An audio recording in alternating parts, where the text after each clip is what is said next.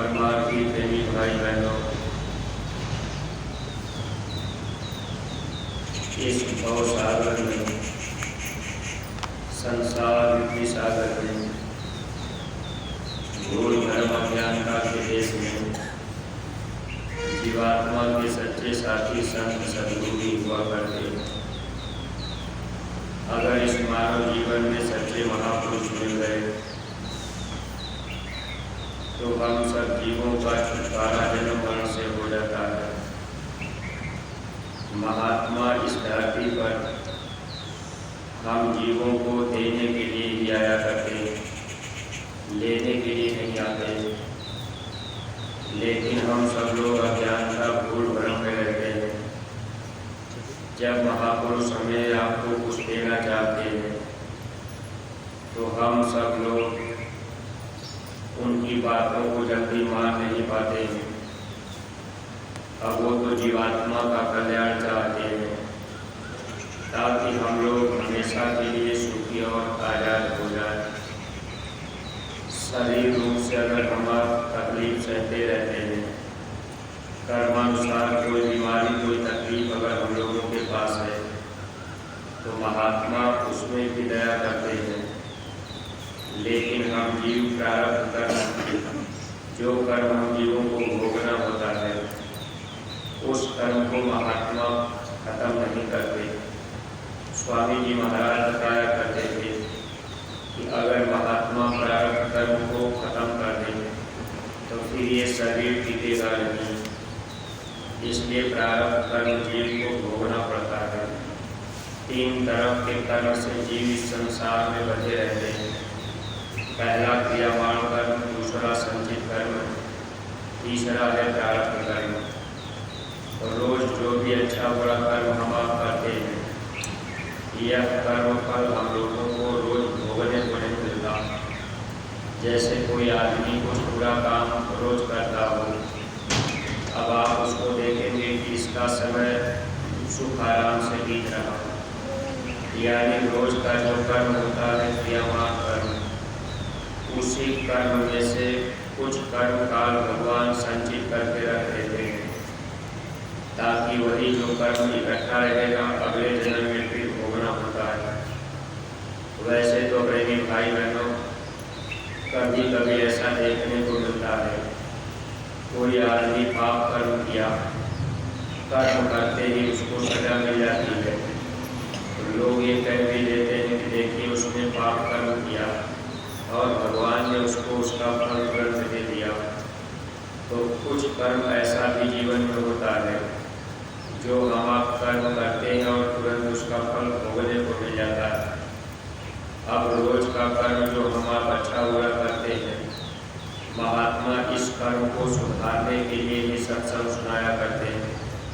सत्संग इसीलिए सबके लिए जरूरी हुआ करता है। जैसे अगर हमारी आपकी कोई आदत बिगड़ गई, कोई हम लोगों के अंदर बुराई आ गई, अगर हम आप बुरे कर्मों में कहीं फंस गए तो निश्चित ही हम लोगों को चाहिए, जब महापुरुष मिल गए, रास्ता मिल गया, तो अपने को बुराई से बचाना चाहिए। सत्संग के द्वारा ही मनुष्य बुराइयों से धीरे धीरे हट पाता है और कोई भी रास्ता नहीं है जिससे हम आप बुराई से दूर हो जाए। वैसे काल का काम तो सजा देने का है, लेकिन महापुरुष हम जीवों को धीरे धीरे बुराई से हटा देते हैं।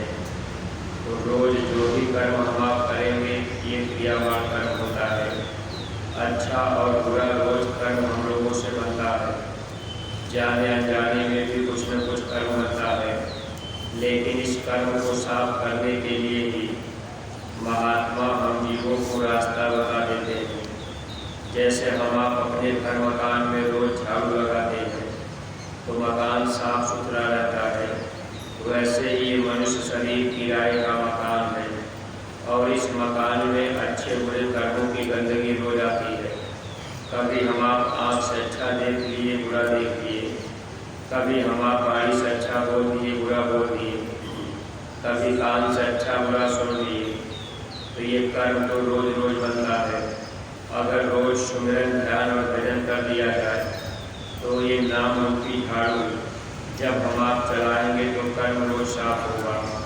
जैसे नामदान अगर मिल गया, अब कोई आदमी सोचे कि हमको तो भाई नामदान मिल गया, अगर हम आप सुमिरन ध्यान और भजन नहीं किए तो फिर ये नाम रूपी झाड़ू मकान को साफ नहीं करता।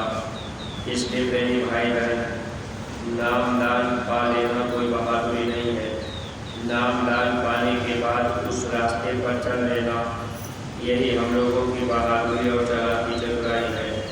क्योंकि इस संसार में अगर हम आप रास्ता पा करके उस रास्ते पर चलने लगेंगे तब तो जीवात्मा का कल्याण हो जाएगा। अगर नाम रूपी झाड़ू इस मकान में रोज लगाएंगे, सुमिरन ध्यान और भजन रोज करते जाएंगे, तो अच्छा और बुरा जो भी गंदगी रोज थोड़ा बहुत है ये साफ होती जाती है। अब आपका जो प्रारब्ध कर्म है यह कर्म जीव को भोगना पड़ता है, और जो संचित कर्म है यानी कई जन्मों का कर्म इकट्ठा है, वह कर्म महात्मा हम जीवों से सेवा करा करके खत्म करते हैं। जब जीव सेवा करने लगते हैं तो महात्मा धीरे धीरे संचित कर्म को भी साफ कर देते हैं। अगर हम आप ये सोचें कि हम नामदान दे दिए, अब हमको सेवा से क्या मतलब है, अगर सेवा से हम आप दूर हट गए, संगत से दूर हट गए, तो फिर हम आप पूरा लाभ नहीं पाते। इसलिए प्रेमी भाई बहनों, देखिए गुरु महाराज ने संगत को सुचारू रूप से चलाने के लिए जो व्यवस्थाएं गुरु महाराज ने बनाई, बस इसीलिए कि लोग संगत में आते जाते रहेंगे। जो संदेश, जो सूचना, जो आदेश मिलेगा उसका हम आप पालन करते रहेंगे। जो भी सेवा लग जाए समय पर उस सेवा को हम आप कर लेंगे, तो यही हम लोगों के लिए लाभकारी होता है। संचित कर्म को काटने के लिए ही महात्मा हम जीवों से सेवा कराया करते हैं। कोई न कोई आदेश मिलता रहता है। लेकिन प्रेमी भाई बहनों, अब हम आप कितने सत्संगी प्रेमी भाई बहन घबरा करके रास्ता छोड़ देते हैं कि भाई वहाँ तो बार बार सेवा ही लगाई जाती है। देखिए स्वामी जी महाराज अपने समय में बराबर कोई न कोई सेवा लगाया करते थे, और गुरु महाराज कहते थे कि बच्चे ये सेवा मैं जानबूझ करके जारी रखूँगा, चाहे आप रो करके करो चाहे हंस करके करो, सेवा तो करना पड़ेगा। क्योंकि हम लोग इस संसार में आकर के फंस चुके हैं। यहाँ काल भगवान ने कर्म के बंधन में हम जीवों को बांध दिया है। अब कर्म के बंधन से जीव को छुटकारा दिलाने के लिए महात्मा हम जीवों से बराबर सेवा कराते हैं। जय अब एक एक आदेश का पालन क्यों करना जरूरी है, गुरु महाराज समझाया करते थे। जैसे मखमल का कपड़ा अगर पैर के कांटे पर पड़ गया, आप उस कपड़े को अगर खींचेंगे तो कपड़ा बिखर जाएगा। अगर हम आप उस कपड़े को अच्छे ढंग से निकालना चाहें कि कपड़ा भी सुरक्षित बच जाए और कपड़ा पैर के कांटे से हट जाए, तो आप एक एक कांटे को चिमटी से धीरे से पकड़ के कपड़े को ऊपर उठाएंगे, कांटे को नीचे दबा देंगे, धीरे धीरे एक एक कांटा निकलता जाएगा और वो मखमल का कपड़ा सुरक्षित बच जाएगा। ऐसे ये जीवात्मा इस संसार में आई, कर्म के कांटे पर हम जीव यहाँ फंस गए। अब महात्मा अगर झटके में खींच दें, महात्मा चाहे तो जीव को किसी भी तरह से पार कर सकते हैं, लेकिन महात्मा सेवा रूपी चिमटी लगा करके अब एक एक कर्म को धीरे धीरे साफ करते रहते हैं। फिर ये जीवात्मा कर्म के कांटे से जब साफ हो जाती है, अच्छा और बुरा जब कोई कर्म नहीं रहता, तब इस जीवात्मा को महात्मा अपने निर्भर ले जाते हैं।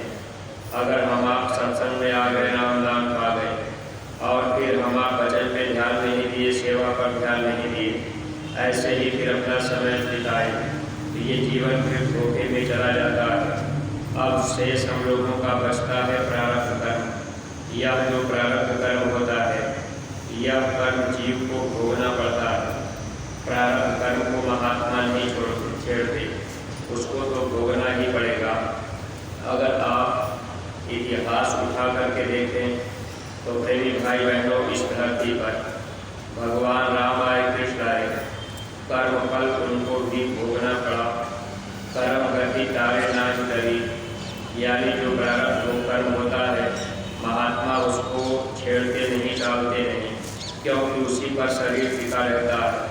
जब ये शरीर मिलने लगता है प्रारब्ध पहले ही लिख दिया जाता है कि इनके भाग्य में ये चीज़ है, जो घटना होने वाली है वो घटना भी होगी। लेकिन महात्मा जब मिल जाते हैं तो उसमें भी हमारी आपकी मदद कर देते हैं। सूली की सज़ा महात्मा कांटा बना देते हैं। जहाँ पैर टूटना है, अगर प्रारब्ध में लिखा है कि हमारा पैर टूटेगा, तो अगर हम आप सद्गुरु को खुश कर दें, महात्मा हम जीवों से प्रसन्न हो जाए, तो पैर न टूट करके अंगुली भी टूटेगी।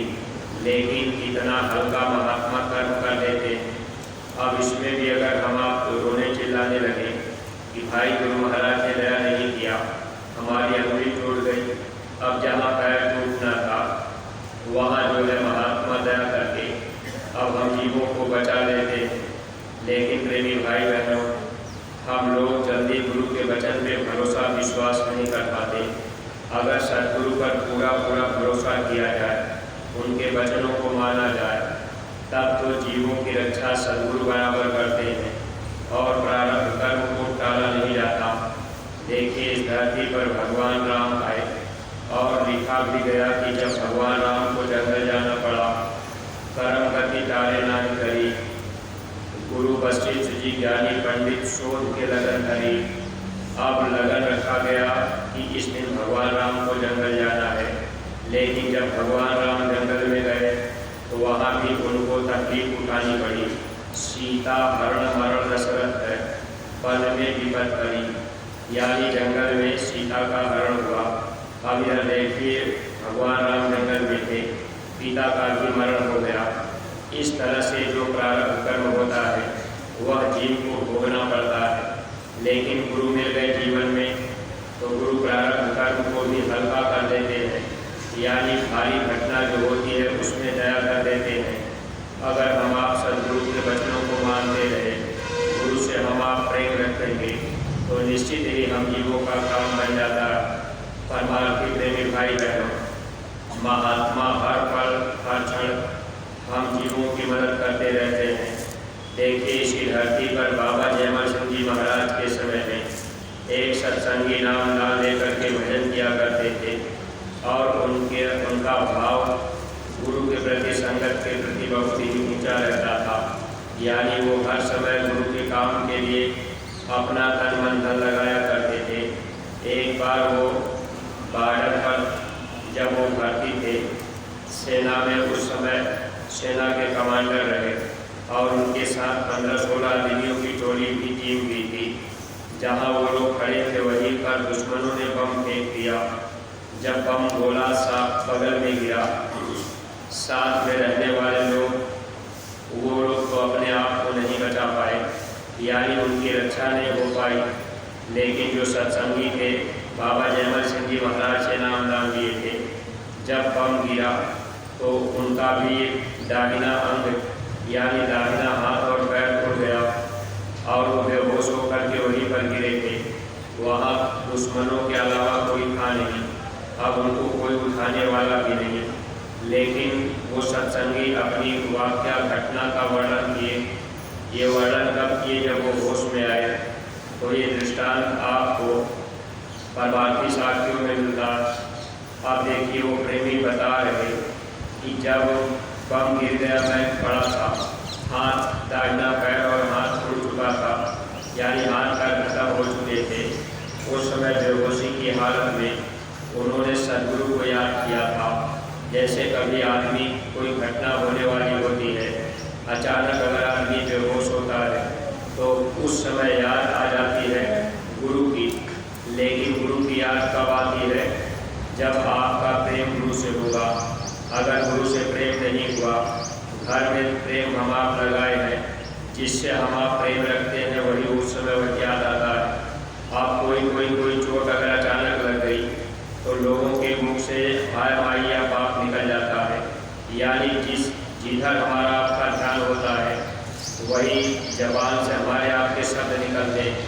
अगर सद्गुरु से प्रेम हो गया तो जब मौत का समय आया या कोई ऐसी घटना होने वाली होती है उस समय सद्गुरु याद आते हैं।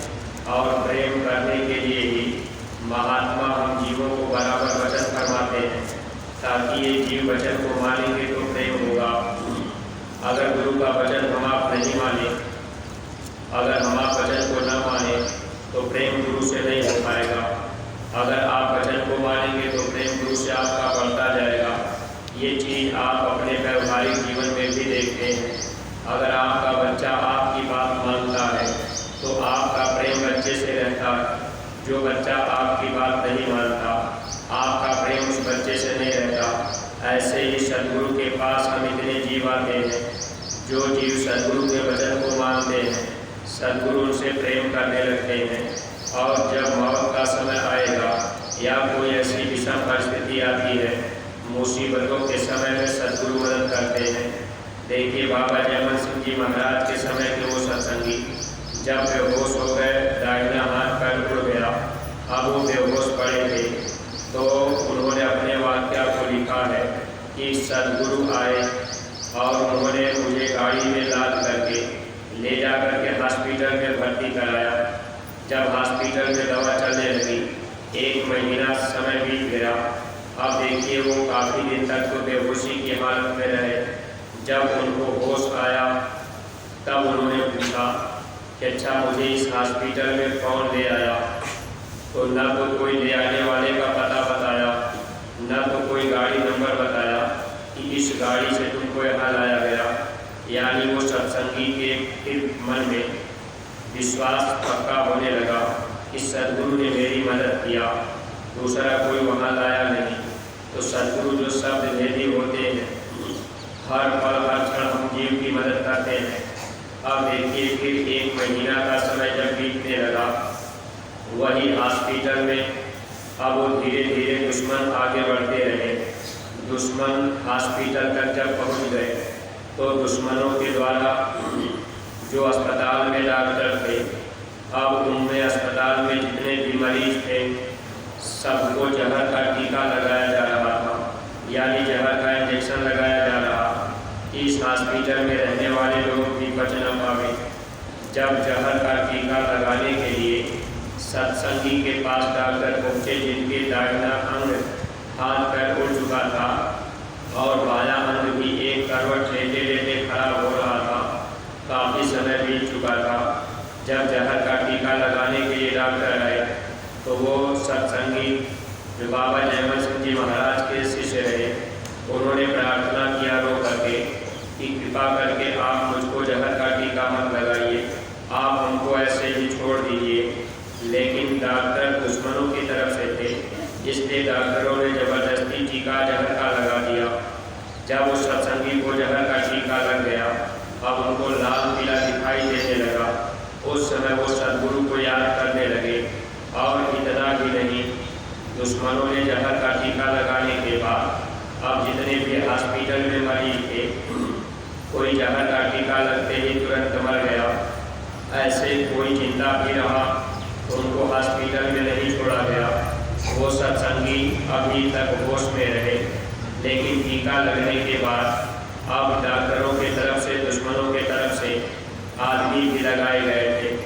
अब जो आदमी जिंदा था वो सत्संगी के साथ में फिर क्या घटना हुई कि दुश्मनों ने अब उस सत्संगी को हाथ पैर को पकड़ करके हॉस्पिटल के बगल में ही एक नदी थी, उसी नदी में लोगों ने ऊपर से ही फेंक दिया। जब वो नदी में पानी में गिरा तो आधा शरीर पानी में हो गया और आधा शरीर सूखे में पीले में रह गया। अब वही पड़े थे, हाथ पैर भी काम नहीं करते थे, दाहिना अंग तो था ही नहीं, बायां अंग भी, बायां हाथ पैर भी खड़ा हो गया था एक करवट लेटे लेटे। ऊपर से जहर का टीका भी लगा है, अब लाल पीला दिखाई दे रहा। उस समय वो प्रेमी फिर अपने सद्गुरु को याद किए। जब गुरु को याद किए तो वहाँ बाबा जयमल सिंह जी महाराज खुद गए और वो पानी कीचड़ में हो करके अब उस सत्संगी को ऐसे गोद में उठा करके फिर गाड़ी में ला दे। अब गाड़ी में ला करके दूसरे हॉस्पिटल में ले गए, वहाँ ले जा करके फिर जब इलाज शुरू हुआ 6 महीने तक दवा चलती रही। 6 महीने के बाद वो सत्संगी बिल्कुल जब ठीक हो गए तो लकड़ी का हाथ और पैर दागना लगाया गया और उसके बाद वो सत्संगी एक बार उनकी इच्छा बनी कि अब जीवन बन चुका है, एक बार गुरु महाराज का दर्शन कर लिया जाए। बाबा जयमल सिंह जी महाराज का दर्शन करने के लिए जब वो पहुँचे तो सत्संग उस समय चल रहा था। सत्संग सुने, सत्संग के बाद दर्शन करने जब नजदीक गए तब उन्होंने अपने सदगुरु से पूछा कि हुजूर, मैं आपसे एक बात पूछ रहा हूँ ताकि मुझे पूरा विश्वास हो जाए। उन्होंने कहा, हुजूर, जिस समय मेरे बगल में बम गिरा हमारे जो भी आदमी थे वही मर गए, लेकिन मैं जिंदा था, बेहोश पड़ा था, मेरे दाहिने पैर और हाथ उड़ गए थे। उस समय आपने ही जा करके मेरी मदद किया था। बाबा जयमल सिंह जी महाराज चुप रहे। फिर उन्होंने कहा, हुजूर, जब मैं हॉस्पिटल में आ गया डॉक्टरों की तरफ से मुझे जहर का टीका लगा दिया गया और उस समय मुझे लाल पीला दिखाई देने लगा। फिर मुझे नदी में फेंक दिया गया था। मैं नदी में पानी में पड़ा और आधा शरीर सूखे में था। उस समय आप जा करके आपने मुझे गोद में उठाया और आपने ही गाड़ी में लाकर मुझे हॉस्पिटल में भर्ती कराया। हुजूर, अब मैं बिल्कुल ठीक हो गया।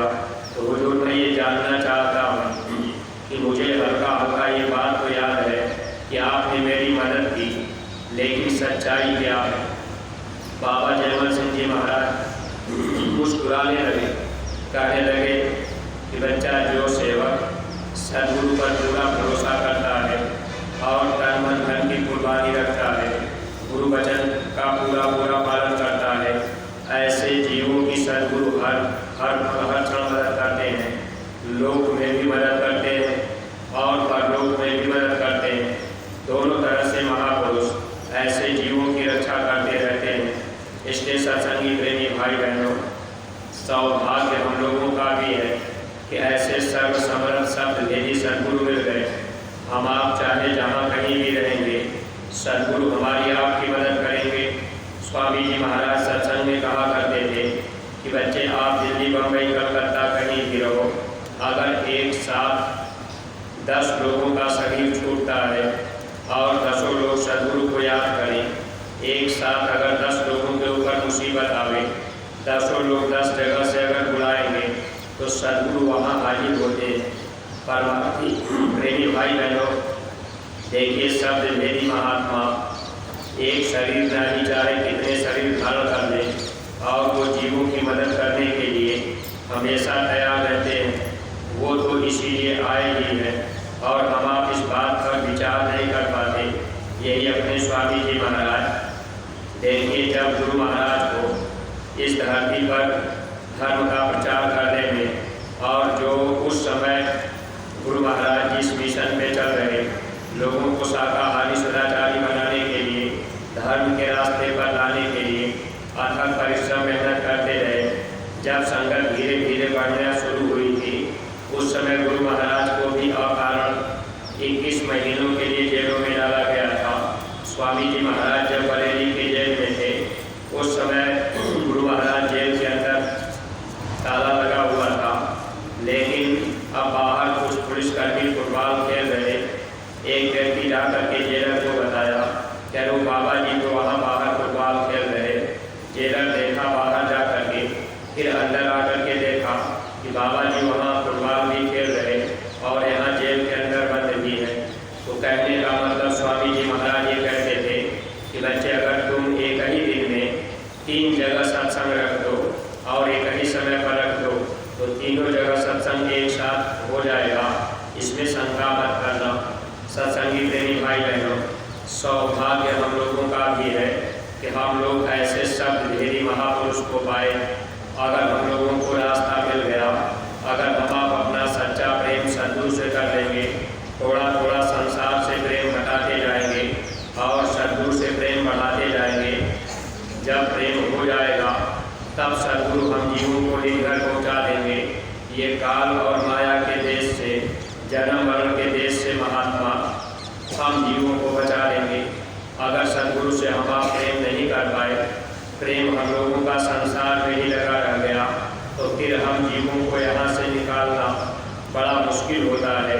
इसीलिए महात्मा जब आए तो हम जीवों का प्रेम अपनी तरफ कराना चाहे। अब हम आप कितने सत्संगी प्रेमी भाई बहन कह देते हैं कि भाई बार बार मथुरा क्यों जाएं, बार बार सेवा क्यों दें, बार बार वहाँ आने जाने से क्या मिलेगा। ऐ परमार्थी प्रेमी भाई बहनों, जितना आप जल्दी जल्दी आना जाना करते रहेंगे, जितना आप गुरु वचन मानते रहेंगे, उतना ही प्रेम आपका बढ़ता जाएगा। और गुरु महाराज कहते थे कि बच्चा, मैं तो प्रेम का पंख लगा करके आपको यहाँ से उड़ाना चाहता हूँ, लेकिन जब ये प्रेम का पंख जमने लगता है तो काल इस पंख को काट देता है। यानी मन क्या करता है, गुरु से प्रेम नहीं होने देता। मन आत्मा का दुश्मन है। हम सब लोग आत्मा हैं, शरीर किराए का मकान है। अगर हम लोग अपने को आत्मा समझ गए और मन हम लोगों का दुश्मन है, मन की बात नहीं मानेंगे, तब तो हम आप धीरे धीरे संसार से निकलते जाएंगे कर्मजाल से।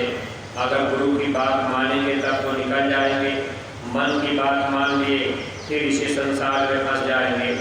जब आप सत्संग में, सेवा में, भक्ति में अपना समय देंगे तो देखिए दुनिया के लोग भी, नातेदार, रिश्तेदार, सगे संबंधी आपके बैरी विरोधी दुश्मन बनेंगे। स्वामी जी महाराज कहते थे कि बच्चे आप अपनी निरख परख करते रहना। अगर आपका परमार्थ बनता है तो दुनिया आपसे विरोध में होती जाएगी। जब नातेदार, रिश्तेदार, सगे संबंधी आपसे बैर विरोध करने लगे, गांव भर के लोग आपके विरोधी बनने लगे, तो आप ये समझिए कि आपका परमार्थ बन रहा है। अगर संसार के लोग, नातेदार, रिश्तेदार, सगे संबंधी आपसे खुश है, कोई आपका विरोध नहीं कर रहा, अरे भाई जब आप नातेदार, रिश्तेदार, सगे संबंधी की बात मानेंगे तब तो आपसे खुश रहेंगे, तब आपका परमार्थ नहीं बन रहा है। इसलिए जब भी आप भक्ति के राह पर चलेंगे तो संसार आपका बैरी और विरोधी बनेगा। अगर आप इसमें कहीं रुक भी गए कि भाई ये रिश्तेदार नाराज हो जाएंगे, आप देखिए महात्मा इस तरह से प्रेम की परीक्षा भी कर लेते हैं। जैसे मान लीजिए मथुरा से कोई आदेश गया कि भाई आपको यहाँ सेवा में आना है और उसी समय आपके रिश्तेदारी में शादी हो। अब उस समय आप कहेंगे भैया हमको तो रिश्तेदारी में जाना है, इसका मतलब आपका प्रेम घर लगा जाता और सदगुरु की तरफ आपका प्रेम कम हुआ। जबकि प्रेमी भाई बहनों, जब मौत का समय आएगा न रिश्तेदार काम आएंगे, न संगी दोस्त यार मित्र काम आएंगे। उस समय अगर कोई काम आएगा तो बस सदगुरु ही काम आते हैं। मौत के समय जब इस जीवात्मा को जमदूत बेरहमी के साथ खींचने लगते हैं, सदगुरु शब्द दीदी वहाँ हाजिर हो जाते हैं। स्वामी जी कहते थे जब मुसीबत का समय आवे, मौत के समय अगर कोई देवी देवता भगवान आपकी मदद न करे तो आप जय गुरुदेव नाम लेकर के पुकारना, मैं आपके सिरहाने खड़ा मिलूँगा, आपकी मैं मदद कर दूँगा। परमार्थी प्रेमी भाई बहनों, जब गुरु महाराज इस तरह से हम जीवों की संभाल और भलाई के लिए तैयार हैं तो हम लोगों को भी चाहिए कि गुरु के काम के लिए हम आप भी तैयार रहें। पता नहीं कब शरीर का समय पूरा हो जाए, पल से पल में क्या हो जाए। इस मिट्टी बने शरीर का कोई पता नहीं तकदीर का। अभी हम बोल रहे समय पूरा हो जाए हम चले जाए, आप अपने घर वापस जा रहे, कहीं कोई घटना हो गई, समय पूरा हो गया, जाना है, तो ये तो प्रारंभ जब जहाँ जैसे लिखा उस हिसाब से हमको आपको जाना। लेकिन गुरु मिल गए, रास्ता मिल गया। जब तक हम आप संसार में भटक रहे तब तक तो कोई बात नहीं, लेकिन जब रास्ता सच्चा मिल गया तो सदगुरु पर भरोसा विश्वास करके अपनी आत्मा के कल्याण के लिए बराबर हम आप गुरु वचन को माने। गुरु के काम के लिए हम आप उतना ही प्रेम रखें, उतना ही भाव रखें जितना अपने घर परिवार के लिए रखते हैं। जैसी प्रीति कुटुंब से तैसी गुरु से होए, कहे कबीर दास की पल्ला न पकड़े कोई। जैसा प्रेम अपने घर परिवार संसार में नातेदार रिश्तेदार से होता है, वैसा प्रेम अगर गुरु से हो जाए तब जीव का काम बन जाता है। लेकिन जब आप गुरु की तरफ प्रेम करेंगे तो निश्चित है संसार से आपका प्रेम कम होगा, और प्रेम उधर कम हो गया इधर ज़्यादा हो गया, तब आप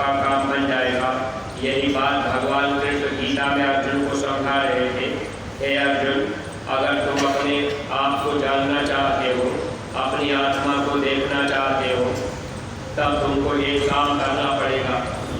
क्या करना पड़ेगा? भगवान कृष्ण अर्जुन को बता रहे, पाओगे अपना रूप, जग का प्रेम बंधन तोड़ दो।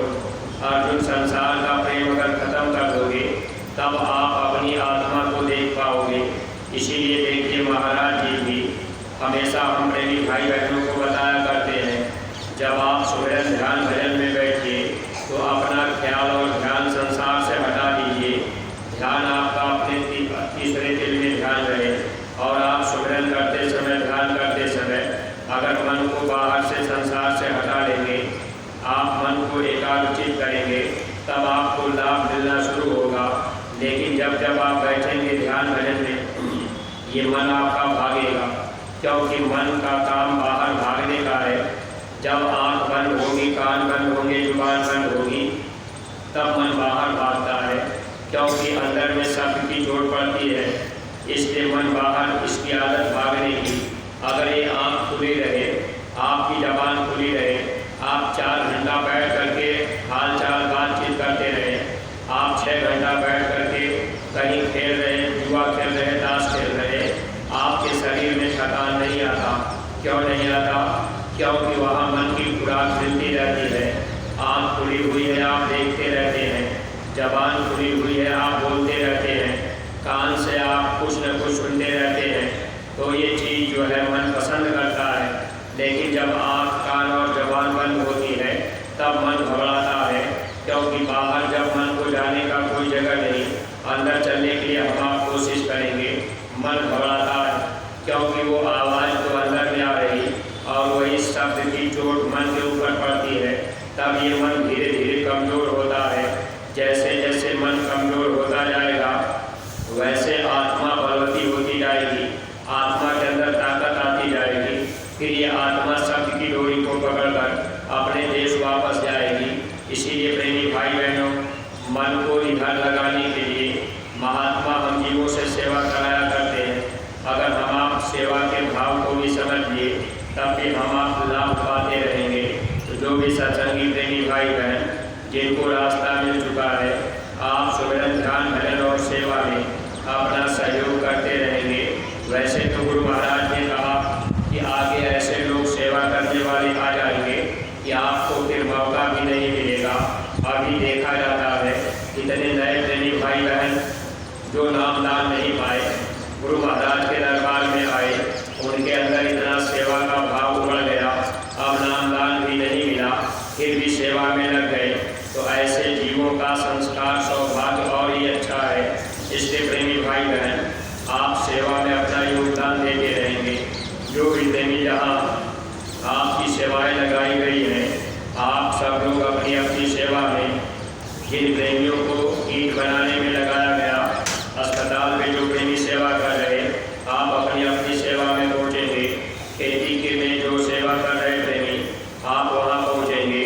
बाकी देखिए प्रेमी भाई बहन, भंडारे में भी सेवा करने वाले सेवादार, साफ सफाई की सेवा, ये झाड़ू लगाना, ये भी सेवा। तो छोटी से छोटी सेवा और बड़ी से बड़ी सेवा जो हमको आपको मिल जाए मौका सेवा करने का, जहाँ लगा दिया जाए हम आप वहाँ लग करके सेवा करते रहें। देखिए सत्संग मैदान में घास लगाने की सेवा चल रही थी, गुरु महाराज की दया कृपा से कल वो सेवा पूरी हो गई। लेकिन प्रेमी भाई बहनों, अभी समाधि के अगल बगल जहाँ पास घास लगाई गई है, वहाँ कंकड़ बहुत ज़्यादा हैं, छोटी छोटी गिट्टियाँ कंकड़, लोग उस पर चलते हैं, पैरों में चुभते हैं, बैठेंगे तब भी चुभन होगी। जो प्रेमी कहीं सेवा में नहीं लगे, आप खाली हैं, तो आप सब लोग थोड़े समय के लिए वही सत्संग मैदान में पहुँच करके इस सेवा का लाभ उठा लेंगे, क्योंकि सेवाएं हमारे आपके लिए यही यहाँ आने के बाद लाभकारी। जो भी अपना घंटा 2 घंटा मौका है, हम आप इसको समय को सेवा में लगा दें, ताकि हमारी आपकी जीवात्मा का काम सद्गुरु कर दें और हमसे आपसे सद्गुरु खुश हो जाए। गुरु को खुश करने के लिए हमको आपको हर तरह से सेवा की तरफ अपना ध्यान लगाना पड़ेगा, क्योंकि ध्यान भजन सुमिरन में तो मन भाग जाता है। अब सेवा में ही एक मन थोड़ा बहुत रुकता है, सेवा करते जाएंगे मन लगेगा, देखा देखी में भी कुछ हम आप कर लेते हैं।